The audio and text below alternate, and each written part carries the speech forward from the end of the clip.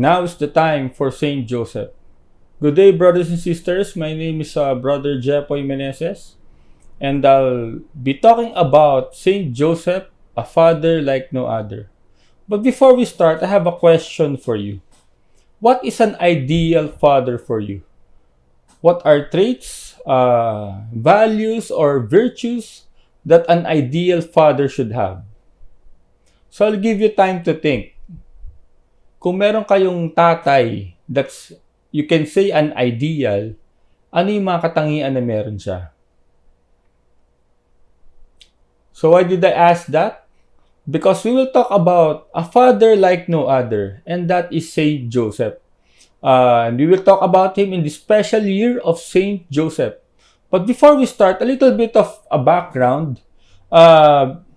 Pope Francis declared this year a year of Saint Joseph last December 8, 2020 at the Solemnity of the Immaculate Conception, and it will end on December 8, 2021. So it is the first time in the history of our church that a year of Saint Joseph is declared. So imagine, for 2,000 years of the history of our church, it is the first time that a year is dedicated to Saint Joseph. And it also coincided with the proclamation of Saint Joseph as the patron saint of the Universal Church in 1870. Okay, so 150 years of the proclamation of Saint Joseph as the patron saint. And to announce the year of Saint Joseph, Pope Francis released a letter entitled Patris Corde, meaning with a father's heart. So ano ba yung laman ng Patris Corde? Sabi ni Pope Francis, he described Saint Joseph as a father like no other with his traits and virtues. Okay? And sabi ni Pope Francis doon, he wrote it in the background of COVID-19. And he recognized those who sacrificed and took responsibility during the pandemic. And a lot of them were unnoticed like Saint Joseph. They are hidden and only appear in the shadows, but they play an important role in the history of salvation. So Pope Francis used the imagery of Saint Joseph in honoring also those who sacrificed their lives in the shadows, in the background during the COVID-19 crisis. So what are the traits of a true father according to Pope Francis that Saint Joseph has? Unang-una, should be a beloved father. Second, a tender, loving father. Number 3, an obedient father. Number 4, an accepting father. Number 5, a creatively courageous father. Number 6, a working father. And number 7, a father in the shadows. So those are the traits that Saint Joseph has that makes him a true father, okay? Not only of Jesus, but the father of Christians, okay? And the aim of Pope Francis in his apostolic letter is what? To increase our love for this great saint. So, he was reflecting that for 2,000 years, we know Saint Joseph, but at the same time, we don't know a lot about him, okay? And less materials are written about him. Okay, second is to encourage us to implore his intercession. So like any other saint that are powerful intercessors for us Catholics, Saint Joseph is a very powerful intercessor because he's not only a saint, but he is a part of the Holy Family and even called the Father of Jesus. And number 3, to imitate his virtues and zeal. So like any saint, the goal of us Catholics is to imitate their virtues and zeal that makes them saints, so that one day we will be saint also. So question, who is Saint Joseph? Diba? Sino ba tong si Saint Joseph na pinag-uusapan natin?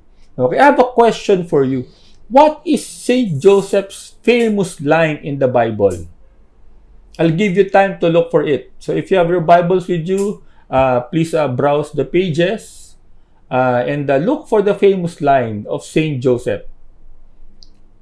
Okay, give up? Okay, the answer is none. Okay? Wala pong sinabi si Saint Joseph, wala po siyang speaking lines. Okay? Any line that he spoke of in the Bible. That's why he is a silent saint in the Bible. Kasi he spoke none. Okay? He is also a carpenter. Diba? When Jesus was preaching, ang sabi sa kanya, was he not the carpenter's son? So he's a carpenter. He's a worker. Actually, the word used there is tekton, which means craftsman. So probably he's not just a carpenter, pero he can do lots of things. Okay? He's also not rich. Hindi sila mayaman. There's an episode where he brought Mary and Jesus to the temple because it was a Jewish requirement for them. So they went there to offer to the temple. Okay? And they brought with them turtle doves. Okay? Kalapate. Okay? Bakit kalapate? Kasi usually ang offer ay lamb. Okay? Pero kung hindi mo kayang i-afford yung lamb, okay, turtle doves ang inaalaw. Okay? So it means na hindi sila well off, they are not rich as a family. Okay? Third, number 4, he is a descendant of David. And this is very important, brothers and sisters, no? Before Jesus, there was a prophecy that the king that will liberate the Jew from their enemies will come from the line of David. So the next king who will have an everlasting kingdom will come from the line of David. Okay? Now, Saint Joseph came from the line of David. He is a descendant of David. So, nasa kingly line siya. Okay? And he was the one who gave his lineage to Jesus. That's why we can say that Jesus is a son of David because of Joseph. Although Joseph is not the biological father of Jesus. Okay? We also know that Joseph is what? A compassionate and caring man. Paano natin nasabi yun? Because when he found out that Mary is pregnant, he chose to what? To divorce him quietly. Diba? Nung time na yon, kapag nalaman mo na buntis yung asawa mo, na hindi ikaw ang may responsibility, okay, you can do what? You can divorce her publicly. And if you divorce her publicly, what will happen? Yung wife mo will be put into trial, and if she's found guilty of committing adultery, she will be stoned to death. Okay? Pero sabi nung Bible reading natin, sabi doon, because Joseph is a just man, he wanted to divorce Mary quietly. Okay? Para hindi na mablagay si Mary sa alanganin. Okay? And imagine, no, if Joseph really put Mary to the test, to the trial publicly, no? So she will be stoned to death, and it will also what? Kill the Messiah. Okay? Kill Jesus. Okay? Pero hindi ginawa ni Joseph yon because he is a compassionate and caring man. We can also say that Joseph is a man of faith. He trusted God with his life. Okay? One event in the life of Joseph where he exude extraordinary faith when he was spoken to by the angel. Diba? Sinabi ng angel, do not be afraid to take Mary as your wife. Diba? And if you put yourself in the place of Joseph, you know that Mary is pregnant, as you're not the one, you know that you are not the father. Diba? Magtataka ka. Diba? Pinagtaksilan ba ako ni Maria? Pero because the angel appeared to him, and despite of having that a doubt in his mind, he readily accepted Mary and accepted her as his wife, and they became a family. No? Hindi niya na inisip kung ano yung iisipin ng ibang tao. Okay? O yung kung pagdududahan ba siya. Okay? What is important to him is that what? It is the divine plan of God, and he is just fulfilling his role in God's divine plan. Okay? One event also that Saint Joseph showed his faith in God is when they escaped to Egypt. Well, imagine, they went to a foreign land, and he has no work there, and he has to probably do odd jobs, just to provide for his family. And you can imagine the danger from traveling from Jerusalem then to Egypt, di ba? Tapos they're carrying an infant Jesus, di ba? Probably along the way, baka may robbers, may mga masasamang loob na gusto silang pagnakawan. Okay, imagine how Joseph trusted God because the angel told them to go to Egypt. So he went to Egypt just because of the angel's word. Okay, he trusted God. He is a man of faith. And he loved Jesus. We all know that he loved Jesus. Why? Because he lived in Nazareth for the sake of Jesus. So, when they returned from Egypt, you know that there was still danger there because Herod wanted to kill the infant child. But to protect his family, Joseph lived in a place, Nazareth, that was an unknown place at that time. So he uprooted himself from his hometown to live in Nazareth. Okay? We all know that Joseph is a pious Jew. So he took Jesus to Jerusalem for circumcision, and he took Mary to the temple for the Jewish purification laws. Okay? And there he met Simeon, and Simeon prophesied the fate of the child. And you can imagine also, when Joseph heard that prophecy of Simeon, di ba ano kayang inisip niya that yung son niya or yung wife niya will suffer greatly. Okay, so probably he was carrying it whole his life, di ba? And he was also thinking on how he can protect his child and his wife against the suffering. And probably the early Christians believed that he died before Jesus' public ministry. So he died in the arms of Jesus and Mary. That's why he is called the Saint of Happy Death. Okay, so ano ba yung mga titles or patronages that is associated with Saint Joseph? So he is the patron saint of fathers because he is the father of Jesus. He's also the patron saint of the family because he's the head of the Holy Family. He's the patron saint of workers. Okay, as a carpenter, he provided for his family through his work, through his job. He is protector of the church. Diba? We say that the family is a domestic church, and Saint Joseph protected the Holy Family from Herod, from their enemies. That's why he's also the protector of the Holy Church. He is a lover of poverty. So, di ba never once he complained, di ba? Wala nga siyang sinabi sa Bible of his poverty, di ba? He could have demanded to God, Lord, binigay mo sa akin yung anak mo to take care of. Bigyan mo naman ako ng resources, di ba? To take a better care of your son. Okay? Pero Joseph did not demand that. No? He loved his poverty. And he realized that taking care of Jesus requires not only material wealth, but more than that. Okay, he's also guardian of the virgins because he respected the calling of Mary to be perpetual virgin, and because of that, a lot of saints believed, or most of the saints believed, that he also remained a virgin himself. Okay, because of his respect for the virginity of Mary, being the mother of God.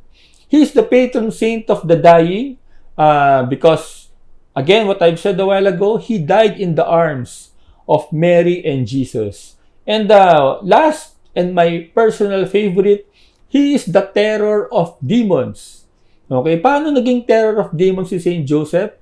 Simply because Saint Joseph carried Jesus, diba, in his arms, diba? And we all know that yung demons, yung evil spirits, they are afraid of Jesus. So the image of Joseph carrying Jesus will strike fear to the evil spirits. Okay? Now, what do we do about it? Especially in the year of Saint Joseph. Okay? We need to consecrate ourselves to Saint Joseph. Okay? So, ano bang ibig sabihin na when we consecrate ourselves to Saint Joseph? First, we acknowledge that what? Joseph is our spiritual father. Okay? We all know that marami tayong fathers, no, sa buhay natin. But we can recognize that Joseph is indeed a spiritual father because he is the father of Jesus, and we say that Jesus is our brother. That makes also Joseph our father. Second, we entrust ourselves entirely to his paternal care. So like how we treat Mary as our mother, we also treat Joseph as our father. So, 'di ba, kapag meron tayong problema sa pamilya, merong mga concerns tayo na sa nanay tayo lumalapit, 'di ba? Like for example, may sakit, 'di ba? Usually sa mother tayo lumalapit eh. Pero meron ting tayong mga needs, usually sa tatay tayo lumalapit. Kunyari, nasira yung laruan natin, okay? Or merong tayong need na kailangan ng force or muscle, 'di ba? Usually, no, sa tatay tayo lumalapit. So we can also approach Joseph for those kinds of needs. Okay? So third, we entrust ourselves to our spiritual father so he can lead you to God. So yun naman yung ibig sabihin ng intercession, di ba, of the saints. They don't point to themselves, but they always point you to Jesus. They always point you to God. Okay, so when you consecrate yourself to Joseph, like Mary, he will point you to his son, Jesus Christ. And we resemble him in virtue and holiness. Okay, so yung saints, they are models because of their virtues, because of the life that they live, and we want to imitate them because they imitated Jesus Christ. So Saint Joseph will give those who consecrated to him his what? Undivided attention, protection, and guidance. So, what is the consecration to Saint Joseph? How do we do that? So, same method, no, that we employed by Saint Louis de Montfort in his Marian consecration. So, we highlight the titles of Joseph each day, yung mga privileges niya, tsaka mga heroic virtues niya, no? And we do this program for 33 days. Okay, so 33 days preparation, then on the 33rd day, that is the consecration date. So it can be taken up as an individual or group. Okay, and the one requirement for this consecration is the book of Father Donald Calloway, this one, okay, entitled Consecration to Saint Joseph. Okay, so that's one requirement. And so how do we make our consecration as an individual? So una, choose your consecration date. So ang recommended date is what? Dapat yung 33rd date ng inyong consecration should fall on a liturgical feast associated with Saint Joseph. So right now, the nearest feast associated with Saint Joseph is May 1, the feast of Saint Joseph the Worker. So 33 days before that is March 30. Okay, so March 30, you start your consecration day. So your consecration to Saint Joseph. Okay, so 33 days. Okay, so what will happen every day? You will spend 20 to 30 minutes a day reading a short exposition on one of the invocations in the powerful litany of Saint Joseph. So every day, we will read an article by Father Donald in his book, explaining one title of Saint Joseph in his litany. Then we will read a reading on Saint Joseph.